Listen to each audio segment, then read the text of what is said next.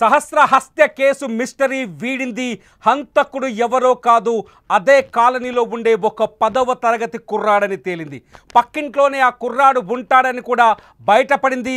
ఇంట్లో 80,000 రూపాయల దొంగతనం కోసం వచ్చి అడ్డుకున్న సహస్రను అత్యంత దారుణంగా చంపేశాడని పోలీసులు కనిపెట్టారు. మొత్తానికి ఎవరైతే అనుమానితుడుగా ఉన్న 10వ తరగతి కుర్రాడున్నాడో అతన్ని అదుపులోకి రాత్రే తీసుకున్నారు. అదుపులోకి తీసుకొని విచారించి కొద్దిసేపటి క్రితమే ఎస్ఓటి పోలీసులు, కూకట్పల్లి పోలీసులు ఈ మిస్టరీని ఛేదించారు. 5 రోజుల పాటు హంతకుడి కోసం అనేక ప్రాంతాల్ని గాలించారు, అనేక మనుషుల్ని అనుమానించారు, ఇంట్లో ఉన్న వాళ్ళందరినీ విచారించారు. అయితే పక్కింట్లోనే ఈ కుర్రాడు ఉన్నాడని, ఈ 10వ తరగతి కుర్రాడు పక్కింట్లోనే ఉండేవాడని, రెగ్యులర్గా ఈ ఇంటికి వచ్చి వెళ్ళే కుర్రవాడేనని, ఈ ఇంట్లో కనిపించే కుర్రాడే కాబట్టి హంతకుడిని గుర్తించడం ఆలస్యమైందని పోలీసులు చెప్తున్నారు. 10వ తరగతి కుర్రాడు కనీసం కేవలం 15 ఏళ్ల వయసు ఉంటుంది. సహస్రతో పోలిస్తే సరిగ్గా 4-5 ఏళ్ళు పెద్దవాడై ఉంటాడు. ఈ 4-5 ఏళ్ల పెద్దవాడు 80,000 దొంగతనం చేయడం కోసం, సహస్ర ఇంట్లో దొంగతనం చేయడం కోసం వచ్చి అన్యాయంగా చిన్నారిని అత్యంత దారుణంగా వాళ్ళింట్లోనే ఉన్న కత్తితో పొడిచి చంపాడని బయటపడింది. అంతేకాదు ఈ 10వ తరగతి చదివే ఈ కుర్రాడు, అతని పేరు చెప్పడానికి లేదు, మైనర్, అతని పేరు చెప్పడానికి వీల్లేదు. అయితే అతను ఈ దొంగతనం ఎలా చేయాలనే ఒక స్కెచ్ కూడా రాసుకున్నట్టుగా తెలుస్తోంది. ఒక పేజీ మీద, ఒక పేపర్ మీద దొంగతనం, ఆ డబ్బుని ఎలా దొంగతనం చేయాలని ఒక పేజీ మీద ప్లాన్ ఆఫ్ యాక్షన్ రాసుకొని ఆ ప్లాన్ ప్రకారమే ఆ ఇంట్లో చొరబడి దొంగతనానికి ప్రయత్నించాడు.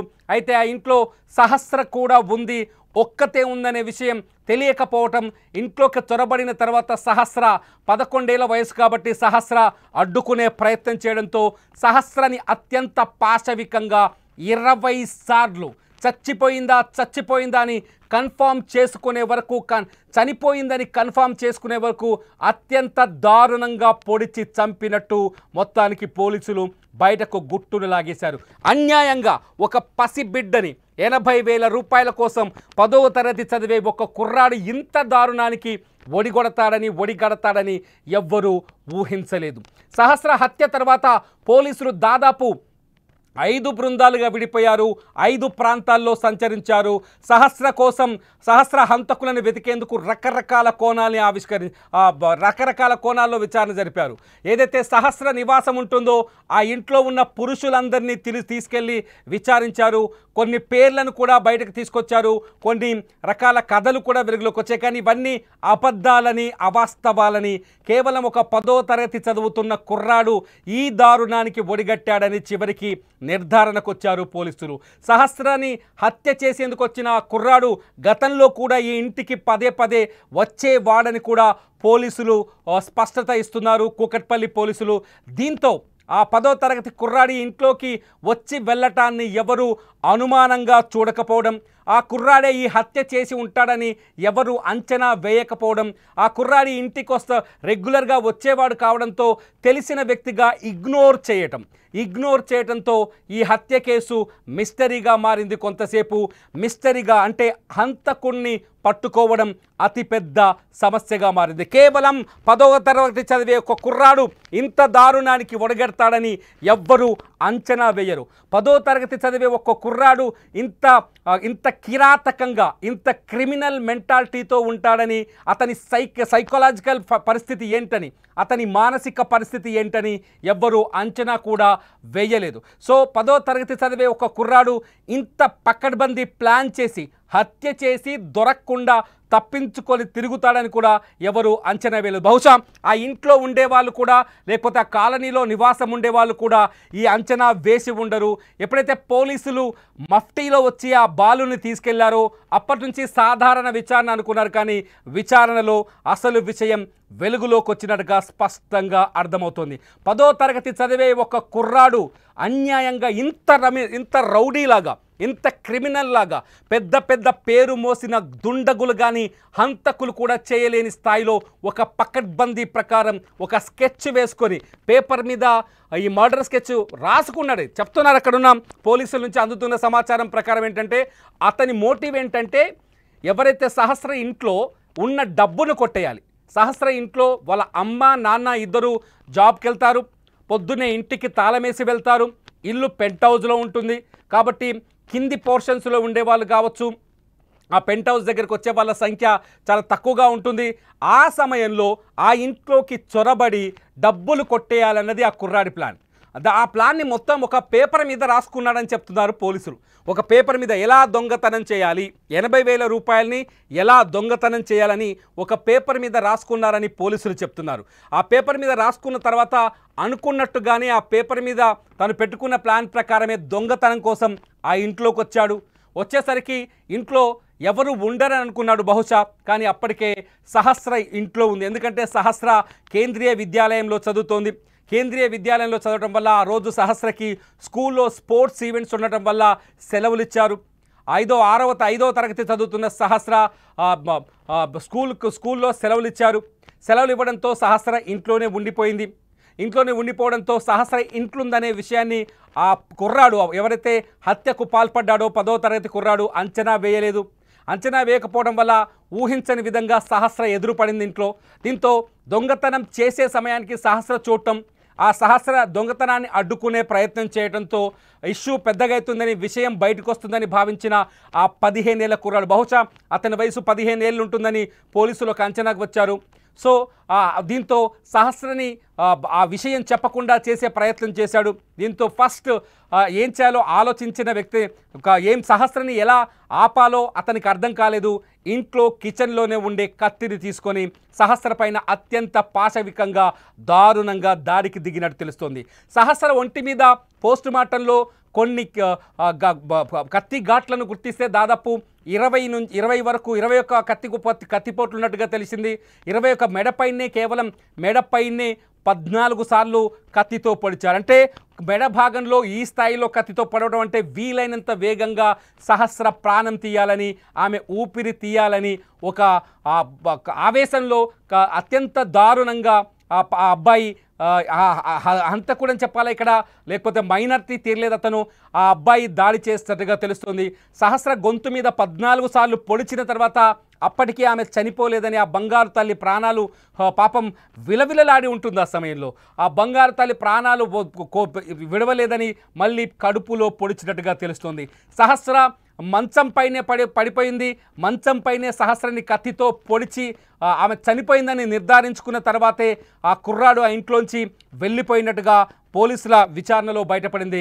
అత్యంత పాశవికమైన సంఘటన ఇది. నిజంగా ఒక 10వ తరగతి చదివే కుర్రాడు ఒక క్రిమినల్ లాగా ఆలోచిస్తాడని సమాజం ఎవ్వరూ అంచనా వేయలేం. నిజంగా ఒక్క మాటలో చెప్పాలంటే అంచనాకు అంతు చిక్కని నేరాలు జరుగుతున్నాయని చెప్పడానికి మనుషుల మైండ్ సెట్, వయస్సుతో సంబంధం లేకుండా మనుషుల మైండ్ సెట్ ఏ స్థాయిలో ఉంటుందో, ఎంత క్రిమినల్గా ఆలోచిస్తున్నారో మనుషులు ఒక్కసారి ఆలోచించవచ్చు. ఎందుకు ఒక 10వ తరగతి చదివే కుర్రాడి మనసు ఈ స్థాయిలో మారిపోవడం, ఒక హత్య చేసేంత ధైర్యం అతనిలో రావడం, ఒక అన్యాయంగా ఒక బాలిక ప్రాణం బలి తీసుకునేంత ఆలోచన అతనిలో రావడానికి కారణం ఏంటన్నది ఇప్పుడు అంతు చిక్కట్లేదు. మొత్తానికి సహస్ర హత్యకు కారణం ఒక 10వ తరగతి కుర్రాడని స్పష్టంగా అర్థమవుతుంది. కొద్దిసేపటి క్రితమే కూకట్పల్లి పోలీసులు ఈ విషయాన్ని నిర్ధారించారు. హంతకుణ్ణి నిన్న సాయంత్రమే అదుపులోకి తీసుకున్నట్టుగా తెలుస్తోంది. ఆ బాలుని తీసుకెళ్లి విచారించిన తర్వాతే పూర్తి వివరాల్ని బయట పెట్టినట్టుగా తెలుస్తుంది.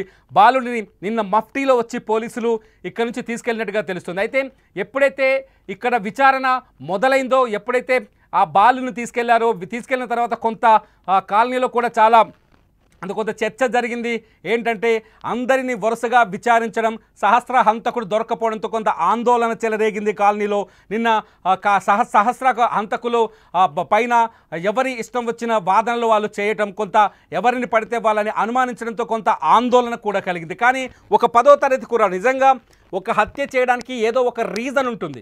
ఈ సహస్ర మర్డర్ని మనం చూస్తే 20 సార్లు కత్తితో ఆమె పైన దాడి చేయడంతో మనం అనుకున్నాం ఇది ఖచ్చితంగా కుట్రపూరితమైన మర్డర్ అయి ఉంటుందని చాలామంది ఎక్స్పెక్ట్ చేశారు. పోలీసులు అదే చెప్పారు. మనం కూడా గతంలో జరిగిన ఇన్సిడెంట్స్ ఆధారంగా చూస్తే చాలా కుట్రపూరితంగా కఠినాతి కఠినమైన అంటే ఒక పగతో రగిలిపోయే వ్యక్తులు మాత్రమే ఇటువంటి హత్యలు చేస్తారు కాబట్టి సహస్రని చంపిన వాళ్ళ వెనుక ఏదో పెద్ద మోటివ్ ఉందని అందరూ అంచనా వేశారు. సహస్రని చంపడానికి ఖచ్చితంగా పాత కక్షలో పాత పగలో అయ్యి ఉంటాయని కూడా అంచనాలు వేశారు. ఈ నేపథ్యంలోనే సహస్ర కుటుంబ సభ్యుల నుంచి కూడా వీలైనంత ఎక్కువ సమాచారాన్ని తీసుకునేందుకు పోలీసులు ప్రయత్నించారు. 2-3 సార్లు వాళ్ళని స్టేషన్కి పిలిచి వాళ్ళ దగ్గరున్న అనుమానాలు కావచ్చు, వాళ్ళకి కలిగిన అనుమానాలు కావచ్చు, వాళ్ళకి గతంలో ఉన్న విభేదాలు లేకపోతే పాత శత్రువులు కావచ్చు, వీళ్ళందరికీ సంబంధించిన సమాచారాన్ని కూడా తీసుకునే ప్రయత్నం చేశారు. ఆ తర్వాత సహస్ర తల్లిదండ్రిని కూడా విచారించారు. తల్లిదండ్రుల దగ్గర నుంచి కూడా వీలైనంత ఎక్కువ సమాచారం తీసుకునే ప్రయత్నం చేశారు. అంతేకాదు సహస్ర హత్యకు గురైన ఇల్లుంది కదా, ఆ ఇంట్లో ఉండే మనుషులని పురుషులను కూడా తీసుకెళ్లారు. కొందరు పేర్లను కూడా కొంత అనుమానించారు. ఒక దశలో కొంత అనుమానించారు. ఆ తర్వాత వాళ్ళని విచారించిన తర్వాత ఎటువంటి అనుమానాలు లేవని వాళ్ళని వదిలేశారు. అంటే సాధారణంగా ఆడపిల్లలు ఉన్న వాళ్ళు కానీ తల్లిదండ్రులు కానీ పిల్లలు కలిగిన వ్యక్తులు ఎవరు ఇటువంటి దారుణానికి పాల్పడరు. ఎదుటి వాళ్ళ పిల్లలను అత్యంత దారుణంగా చంపాలనే ఆలోచన ఎవరి మనసులో కానీ మెదడులో కానీ చేతులు రావు. ముందస్తుగా మొదట చంపాలనే ఆలోచన రాదు, దానికి చేతులు కూడా రావు. అవసరమైతే నేరం దొంగతనానికి వచ్చిన వ్యక్తి అయినట్టు దొంగతనం చేసి వెళ్ళిపోయేవాడు. కానీ ఒక 10వ తరగతి కుర్రాడి ఇలా ఆలోచించాడు. ఎలా ఆలోచించాడు? అసలు ఎటుపోతుంది సమాజం అనే ప్రశ్నలు కలుగుతున్నాయి ఇక్కడ. 10th క్లాస్ చదివే కుర్రాడు ఇంత దారుణంగా 10th క్లాస్ చదివే కుర్రాడు 15 ఏళ్ల వయసులో ఇంత దారుణంగా ఆలోచించాడంటే అతని బ్రెయిన్ ఏమనుకోవచ్చు, అతని బ్రెయిన్ ఎలా ఉందనుకోవచ్చు, ఎట్లా ఆలోచించవచ్చు. 10వ తరగతి చదివే కుర్రాడికి డబ్బులు 80,000 రూపాయల అవసరం ఏమొచ్చింది? 80,000 రూపాయలు దొంగతనం చేయాలి, ఆ 80,000ని ఖర్చు పెట్టుకోవాలి. ఆ 80,000ని దొంగతనం ఎలా చేయాలో దానికోసం ఒక పేపర్ మీద స్కెచ్ చేసుకోవడం, ఆ స్కెచ్ ప్రకారమే ఇంట్లోకి చొరబడ్డ తర్వాత ఎదురుపడ్డ సహస్రని అత్యంత దారుణంగా చంపటం. ఒక మనిషిని కత్తితో పొడిస్తే చచ్చిపోతుంది అనే ఆలోచన అతనికి లేదా, లేకపోతే అతనికున్న అవసరం ముందు ఈ హత్య కూడా చాలా చిన్నదిగా కనిపించిందా? 15 ఏళ్ల కుర్రాడికి 80,000 రూపాయల డబ్బుల అవసరం ఏంటి? ఆ అవసరం ముందు ఈ హత్య కూడా అత్యంత చిన్నగా కనిపించింది అంటే ఆ కుర్రాడి మైండ్ సెట్ ఏ స్థాయిలో ఉందో అర్థం చేసుకోవచ్చు. ఎవరా 10వ తరగతి కుర్రాడు ఎందుకు ఈ పాపని చంపాడు అనేది ఇంకా పోలీసులు బయటపెట్టే అవకాశం ఉంది. అతన్ని మీడియా ముందు చూపించే అవకాశాలు చాలా తక్కువగా ఉంటాయి ఈ కేసులో. ఎందుకంటే అతను మైనర్ కాబట్టి అతన్ని మీడియా ముందుకు తీసుకొచ్చే అవకాశాలు చాలా తక్కువగా ఉంటాయి. పోలీసులు నిర్ధారణ చేసిన తర్వాత నేరుగా అతన్ని కోర్టులో హాజరుపరిచే అవకాశం ఉంటుంది. అతని కోర్టులో కూడా అత్యంత సీక్రెట్గా విచారించే అవకాశం కనిపిస్తుంది. అంతేకాదు అతను ఇంత దారుణానికి ఒడిగట్టడానికి కారణాలు ఏంటనేది కూడా విచారించే అవకాశం కనిపిస్తుంది. కానీ మొత్తానికి సహస్ర తల్లిదండ్రులకు తీరని దుఃఖాన్ని మిగిల్చాడు ఆ 10వ తరగతి కుర్రాడు. సహస్రని ఎంతో అల్లారు ముద్దుగా ప్రేమగా పెంచుకున్నారు సహస్ర తల్లి రేణుక, తండ్రి కృష్ణ.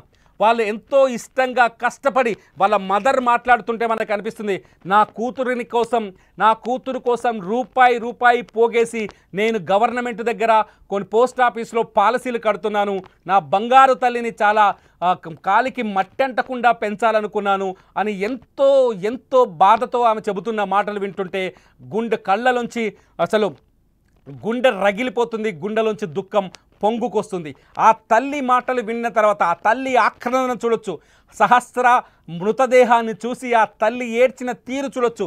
కానీ ఇక్కడ చాలా భయపడాల్సిన విషయం ఏంటంటే, ఇక్కడ భయపడాల్సిన విషయం చాలా పెద్దది ఉంది. ఎందుకంటే పిల్లలే ఇక్కడ హత్యకు గురైంది కూడా ఒక అమాయకమైన బాలిక. హత్య చేసింది 15 ఏళ్లలోపు ఉన్న ఒక బాలుడు. అతను మైనర్ కాబట్టి అతని పేరు చెప్పడానికి లేదు, మైనర్ కాబట్టి 10th క్లాస్ స్టూడెంట్ కాబట్టి అతని ఫోటో చూపించడానికి, అతని వివరాలు పూర్తి స్థాయిలో చెప్పడానికి వీలు లేదు. చట్టం దానికి అంగీకరించరు. కానీ ఆ తల్లి ఏడుస్తుంటే వాళ్ళ అమ్మ ఏడుస్తున్నట్టుగా ఆ హత్య చేసిన కుర్రాడికి కనిపించలేదా? రేణుక తన కూతురు కోసం బోరున విలపిస్తుంటే ఆ బాధ ఆ హత్య చేసిన కుర్రాడికి కనిపించలేదా? వాళ్ళ అమ్మ రేణుక ఒకే వయసులో ఉండి ఉంటారు. అటు ఇటు రమారమి ఈ రేణుక ఎవరైతే ఈ సహస్ర సహస్ర తల్లి రేణుక ఉందో ఆ రేణుక అట్లాగే హత్య చేసినట్టుగా చెబుతున్న ఆ కుర్రాడి తల్లి ఒకే వయసులో ఒకే స్థాయిలో ఒకే ఏజ్లో ఉండుంటారు. ఈ అమ్మ ఎంతో ఆ అమ్మ కూడా అంతే. ఈ అమ్మకు ఎంత దుఃఖం కలుగుతుందో ఆ అమ్మకు కూడా అంతే దుఃఖం కలుగుతుంది. ఈ అమ్మ ఏడుస్తుంటే తన తల్లి ఏడ్చినట్టుగా కుర్రాడు భావించలేదా? అన్యాయంగా తనకంటే కేవలం 3-4 ఏళ్ల వయసు తక్కువ ఉన్న చిన్నారిని చంపాలన్న ఆలోచన తనకి ఎందుకు వచ్చింది? మొదటి నుంచి ఇక్కడ మనం అనుకుంటున్నాం హంతకుడు ఎక్కడో లేదు, ఆ పరిసర ప్రాంతాల్లోనే ఉంటాడని. ఎందుకంటే ఆ బిల్డింగ్లో కూడా ఉండొచ్చు అనే అంచనాలు మొదటి నుంచి ఎందుకు వచ్చాయి? ఎందుకంటే పోలీస్ జాగిలం ఆ బిల్డింగ్ని దాటి 100 మీటర్లు పరిధిని దాటి ఎక్కడికి వెళ్ళలేదు. Reason number 1. Reason number 2 police జాగిలంతో పాటు అక్కడున్న సీసీ కెమెరాల్లో కూడా ఏ హంతకుడు ఏ వ్యక్తి అనుమానాస్పదంగా కనిపించలేదు. కొంత వాళ్ళ ఫాదర్ ఉదయం చెప్పారు, కొంత సీసీ కెమెరాల్ని మరింత లోతుగా పరిశీలించాలి, ఒక వ్యక్తి గేటు లోపలికి వెళ్ళి బయటకు వస్తున్నట్టుగా అనుమానాలు కలిగాయని వాళ్ళ తండ్రి చెప్పాడు. తండ్రి చెప్పిన నేపథ్యంలో అనుమానాలు కలిగించే విధంగా కొంత విచారణ జరిపించాలన్న ఫాదర్ కోరారు సహస్ర తండ్రి. అయితే సీసీ కెమెరాల్లో కూడా ఈ బాలుడికి సంబంధించిన ఎటువంటి దృశ్యాలు పూర్తిగా దొరకలేదని, తర్వాత పరిశీలనలో సీసీ కెమెరాలో ఉన్న విజువలే కూడా ఒక కారణమని చెప్తున్నారు. సీసీ కెమెరాలో కనిపించిన ఆ విజువల్ ఆధారంగానే ఈ కేసుని ఛేదించారని చెప్తున్నారు. ఏది ఏమైనా సహస్ర హంతకుడైతే దొరికాడు. 5 రోజులుగా అటు పోలీసులని తిప్పలు పెట్టిన ఈ హంతకుడు సహస్ర తల్లిదండ్రులకు తీరని దుఃఖాన్ని మిగిల్చిన ఈ హంతకుడు దొరికాడు. 10వ తరగతి చదువుతున్న ఒక కుర్రాడు 80,000 కోసం చేసిన చోరీలో అన్యాయంగా బంగారు తల్లి సహస్ర బలైపోయింది.